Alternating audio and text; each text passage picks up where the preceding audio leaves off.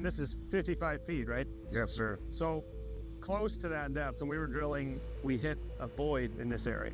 So just a heads up. Wow, heads up. Surprise, surprise, man. Surprise, surprise. Just moments ago, something changed, and not in a controlled lab or a theoretical simulation, but out in the open, in a quiet and highly restricted area known as Lot 8. For more than 200 years, the mystery of Oak Island has resisted every attempt to solve it. It has consumed fortunes, challenged experts, and kept generations chasing clues buried beneath layers of earth, water, and carefully hidden secrets. Treasure hunters, engineers, and historians have all followed the trail, only to come up empty-handed. But now, something different has come to light. A newly discovered structure lies deeper than anything previously found. It's not random or natural. It appears intentional and carefully designed.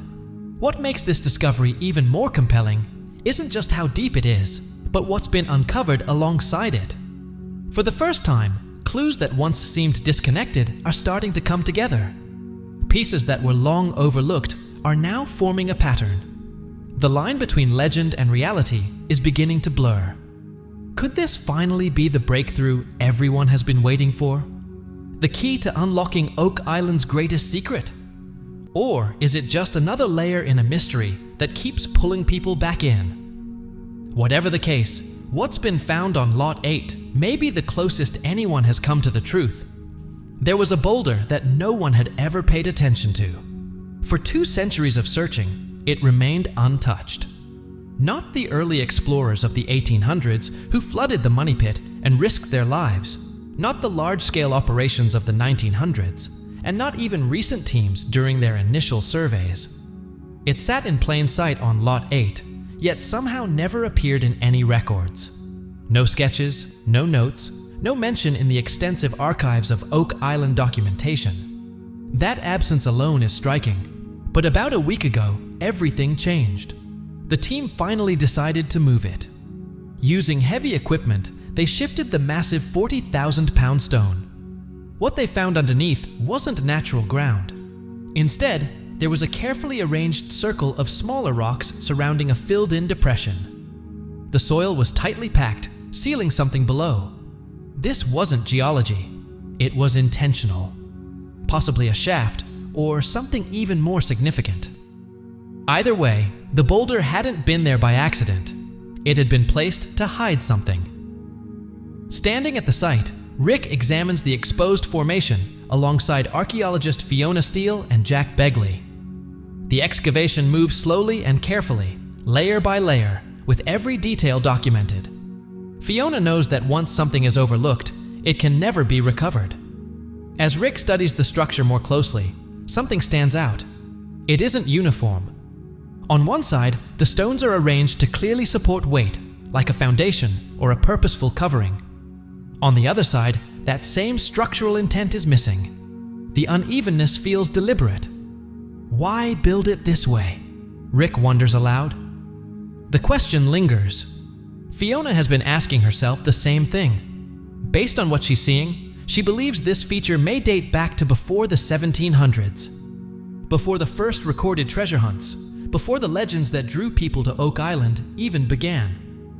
Whatever happened here may predate the mystery itself. Then comes the scientific analysis. Spooner returns to Lot 8 with an XRF scanner, revisiting earlier readings that had already raised questions. Weeks earlier, soil samples taken from beneath the boulder showed unusually high levels of lead, far beyond what would normally be expected in undisturbed ground in that area. On its own, lead doesn't necessarily mean much, but in this context, sealed soil beneath a deliberately placed stone over what appears to be a man-made structure, it tells a different story. Lead, combined with signs of burning, points to something specific: underground fire. Not surface burning, not an accident, but controlled fire beneath the ground. This technique, known as fire setting, was used in ancient mining to break rock and open tunnels long before explosives existed. It dates back to medieval times. If that's what the evidence suggests, then someone may have been digging here hundreds of years ago, possibly as far back as the 1300s or 1400s. Now Spooner scans a fresh sample. The device processes the data as he watches closely. Then he pauses. "There's something new," he says. "Something we didn't see before." He looks up. Silver. The word carries weight. Silver, found in sealed soil beneath the boulder, in a layer untouched by any known searcher for over 200 years. Suddenly, everything feels different. As the work continues, Fiona suddenly stops. Rick exhales slowly. Spooner stares at the scanner, the way you do when the result feels too important to trust at first. He checks it again. No mistake. Later that morning, Spooner returns to the pit just as Fiona's team clears away the last of the backfill. The moment he sees what's been revealed, he freezes. What lies beneath isn't random. It's a tightly packed layer of flat stones, deliberately arranged and carefully fitted together. These stones haven't shifted over time, haven't been scattered by weather, or moved by natural forces. This isn't the result of glaciers or centuries of settling. This is design. Each stone has been placed with purpose, forming part of a larger structure that clearly serves a function. Surrounding this central layer is something even more remarkable. A circular ring of rocks forming a kind of cradle. It's a structure designed to maintain shape, define boundaries, and protect whatever lies beneath from the weight above. Whoever built this didn't just stack stones, they engineered something. It's unlike anything we've seen on Oak Island, Fiona says. Honestly, anything in Nova Scotia. She steps back, then turns to Spooner.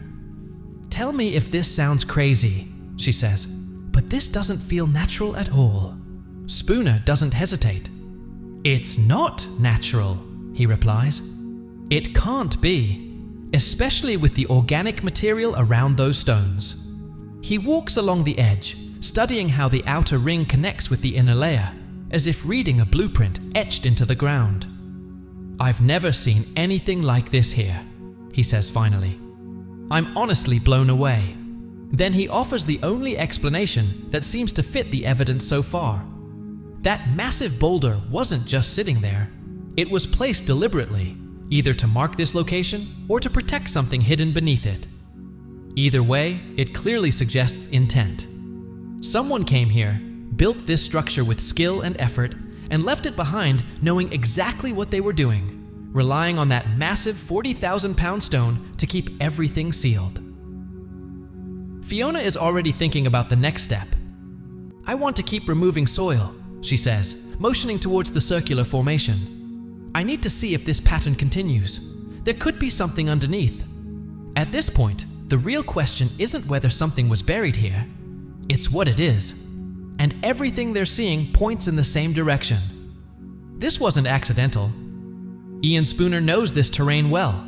He has studied rock formations across Oak Island and throughout Nova Scotia. He understands how glaciers shift, how water reshapes land, and how time alters the landscape. Nature can do many things, but it doesn't do this. It doesn't create perfectly arranged circular structures made of carefully fitted stones. It doesn't carve out a depression, deliberately fill it, and then cap it with a precisely placed massive boulder. That kind of work requires intention. "We need to examine everything carefully," Fiona says. "We can't afford to miss anything. There could be treasure here." The process moving forward is slow and methodical. Removing soil layer by layer, documenting every detail, measuring every stone. Eventually, they'll lift the structure itself to see what it has been protecting. But there's no rushing this. If even a single detail is overlooked now, it's gone forever. And if this site is as important as they suspect, every piece of information could matter. Later that day, Rick returns with Laird and a researcher named Peter, who has spent years studying ancient stone structures across Europe and North America. Massive platforms, chambered spaces, and megalithic designs built by cultures with a deep understanding of geometry and physics. Rick has been quiet most of the day, but standing at the edge of the pit, he finally speaks. "I've worked with stone for years," he says, "and when I look at this, I can't help but wonder, how would you even build something like this? And why go through all that effort unless you intended to access whatever is underneath?" He pauses, staring down into the structure. And if something is down there, it must have been incredibly important. This kind of work would have required serious manpower and resources. Peter steps closer, examining the formation carefully. To him, this isn't entirely unfamiliar. I believe we may be looking at a European-style megalithic construction, he says. This level of design suggests a strong understanding of geometry and engineering, something that aligns with European building traditions. He explains that a structure like this would require both specialized tools and clear intent, neither of which match what is known about local indigenous construction methods in this specific context. Moving a boulder of that size and building something this precise would have required a strong purpose. And when that kind of effort is involved, he adds, there's usually something significant behind it. Meanwhile, Laird is focused on something else, the location itself. Not the structure, but where it was built. It's an open field with no obvious landmarks or clear reason for choosing this exact spot. This doesn't add up, he says, looking around. There's nothing here. It's basically the middle of nowhere. And yet, someone chose this place.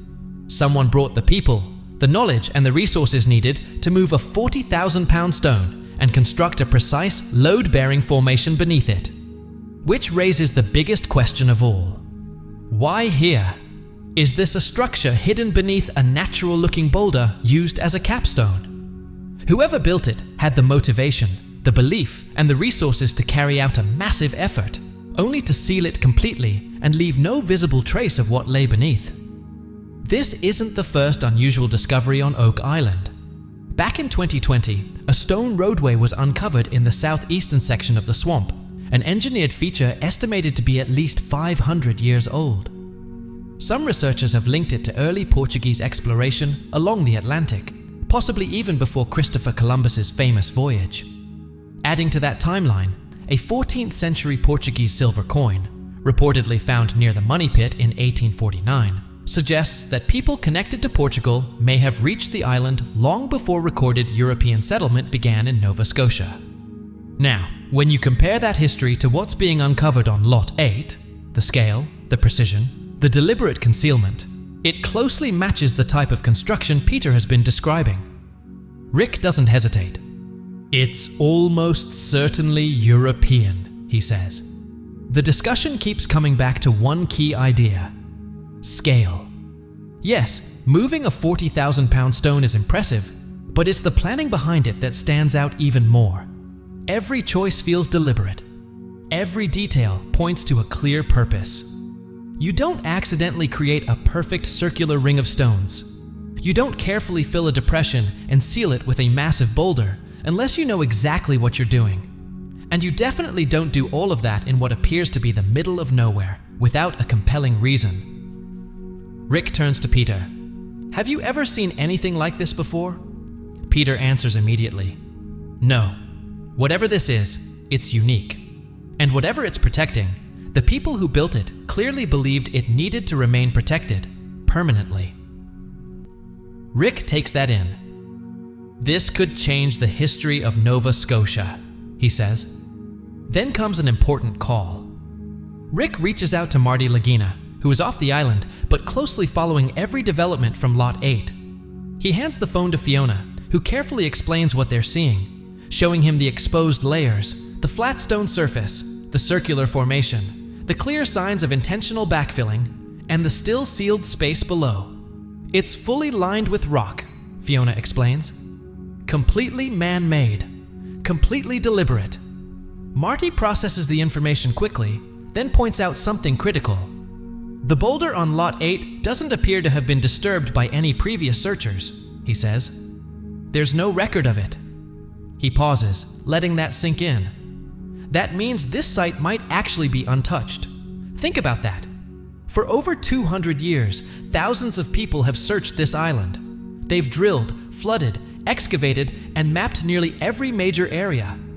The Money Pit alone has been dug up and re-examined countless times. The swamp has been drained and studied. Huge amounts of money, and even lives, have been lost chasing whatever secret Oak Island holds. And yet, this structure stayed hidden. Not because anyone carelessly overlooked it, but because nothing pointed to it. There were no records, no clues, no reason to search here. Either the people who built it existed before any documentation began, or they were careful enough to erase every trace of their work. So what happens next? The excavation isn't finished. The stone layers, the circular cradle, and the tightly packed center haven't been lifted yet. Whatever lies beneath is still sealed, just as it was on the day it was buried. Rick stands at the edge of the pit, deep in thought. "There's one detail we haven't really talked about yet," he says. "There are no artifacts. In a site built this carefully, you'd expect to find something. Tools, fragments, or any sign of human activity. But there's nothing. No dropped objects, no broken pieces, no accidental remains. And that absence is meaningful. It suggests two possibilities.